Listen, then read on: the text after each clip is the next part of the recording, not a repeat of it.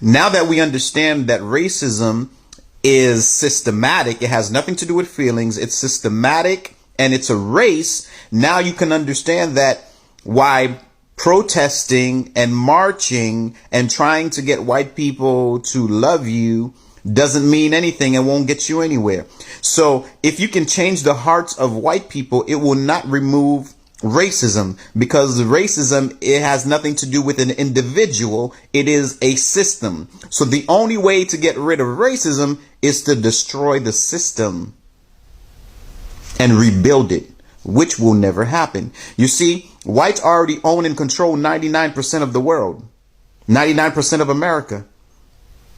Congress, the Senate, police, the judges, teachers, the majority, 99% of them are white. So the only way to undo that would be for them to give up some of their wealth, which is never going to happen. This is one reason why they will never give us reparations. They are not willing to give up their wealth, no matter how they like you.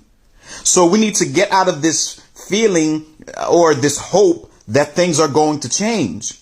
It will not change, because whites will not give up their wealth for you. They won't.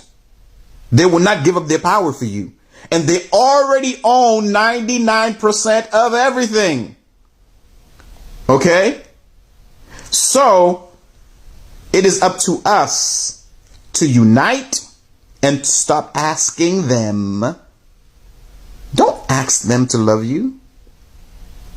We have to stop asking them to love us, asking us for to treat us right, asking them for equality and all this stuff. Do you know what that means every time we protest and do all this stuff? It means that we believe that we are inferior and that they are God. You are begging your God. We got to stop this bullshit. And it's very, very simple to fix the problem. White supremacy will not exist, or we will not have any power, if blacks didn't participate in it. We have to eject ourselves from it. We have to unite and create our own thing. We have to get to the point where we say, fuck them and anything that has to do with them. We have to segregate ourselves and integrate only amongst each other.